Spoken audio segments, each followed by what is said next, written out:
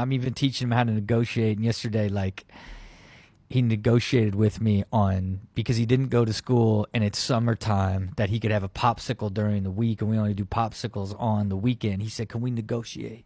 And I said, "Because you just asked me to negotiate, yes, we can negotiate." And each night he asked me questions, and it can get grueling for me at night, trying to put him to bed, and he keeps asking me questions, and we negotiated. He said, "How about I get a popsicle now and I don't ask questions tonight?" I felt like I hit the lottery. I felt like I hit the lottery. This kid knew exactly. He knows that those questions kind of wear me out at night. He presented me value that I couldn't pass up. This kid got himself a popsicle from negotiating with me on a Thursday. Which is quite remarkable when you think about a 5-year-old being able to manipulate their father like that. But it worked. I didn't tell his mother either.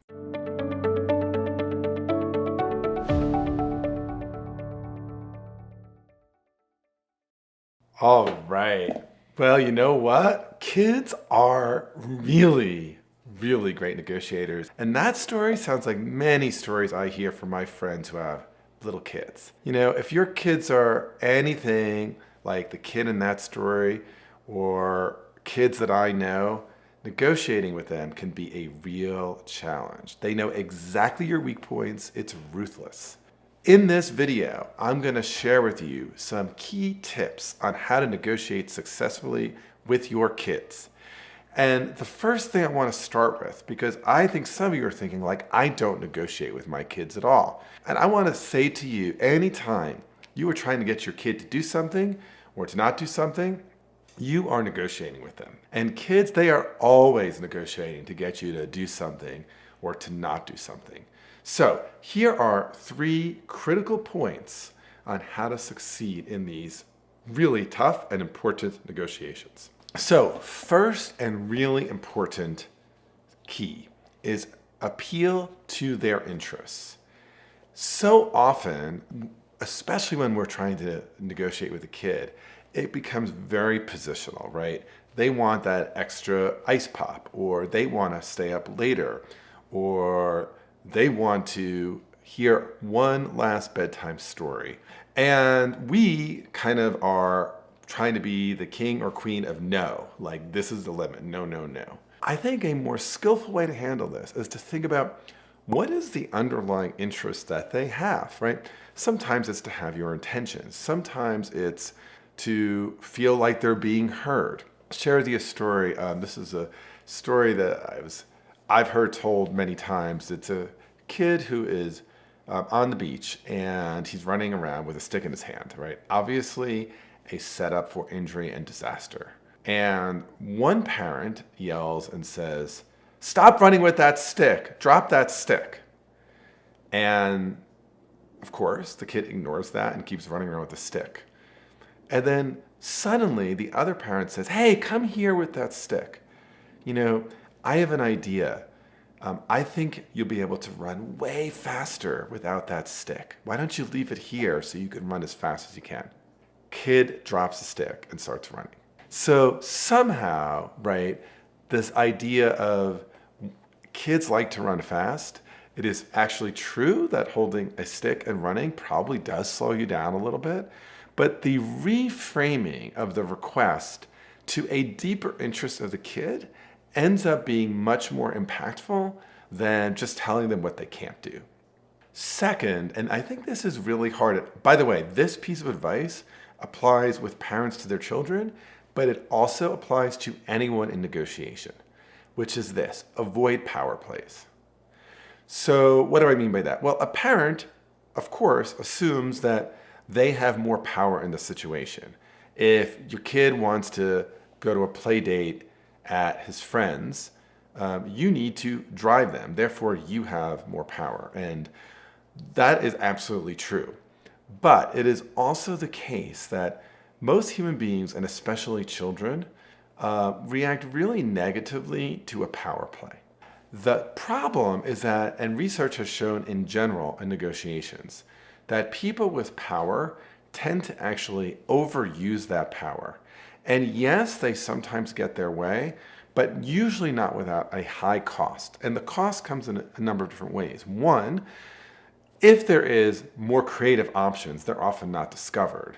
But two, those power plays usually actually hurt the relationship. So I want to, as much as I can, if I'm in a negotiation, it means that both of us, my kid and I, we each have some sources of power. But if I use my power, it's going to incentivize that child to use their power, which is sending A, a bad lesson, and B, sets up a contest of wills. Third, and related to this, is be consistent in your behaviors. So one of the common errors that I have seen is a parent who rightly has decided that a particular issue is a red line issue. For example, you get 35 minutes of screen time a day and no more.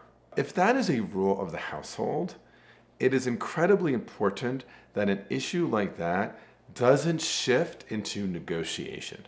The things that are rules should be seen as rules, should be signaled as rules, and the things that are open to some negotiation, if you will, they can be in the world of negotiation. The danger of not being consistent is that you end up teaching a bad lesson to the child. So if, for example, the child has learned that if you are persistent enough, you can get your screen time regularly moved from 35 minutes to 90 minutes, then that's what the kid is going to do.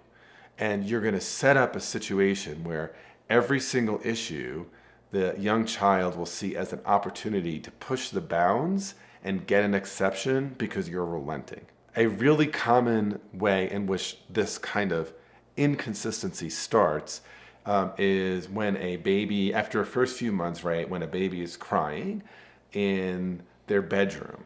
If a parent at the first whimper goes running into the baby's bedroom, or maybe decides that if the baby cries too much, I'll run into the baby's bedroom. What the baby starts to learn is, oh, this is a behavior that's effective to get what I want. And so as a way to actually help a young baby to stop crying for attention, parents are taught you just need to let the baby cry it out, right? That can be hard to have that kind of consistency because, of course, no one wants to hear their child, crying in the bedroom. On the other hand, again, presuming there's not an actual health issue going on, letting the baby cry it out in a consistent way signals to the baby that this is not a behavior that's going to work. I want to be clear, by the way, that this advice extends not just for kids, but frankly is broad negotiation advice. Because probably many of us know some adults whose common MO is to become a crybaby. And anyone who kvetches and complains and goes on and on and on and on, and you cave into them, you are teaching them that that is okay behavior. So, if you want to be successful in negotiating with your children, first, as much as you can, appeal to their interests and frame the choice you want them to make in a way that appeals to those interests. Second, avoid power plays. Yes, there are some domains where you have more power, but they probably have figured out where they have some power on you. So try to negotiate on the merits. Third, be consistent. The issues that are negotiable, try to follow points 1 and 2, but for issues that are clear rules, don't give in. Okay, so I want to hear your tips on what has worked for you, so please put those negotiating with children tips in the comments below. Also, please don't forget to hit the button and subscribe to this channel. And lastly, keep on watching the next video, How to Mediate a Conflict Between Two Employees. I'm Bob Bordone. Thanks for watching. Sometimes your employees might act like children and you'll need to mediate between them. Watch this one.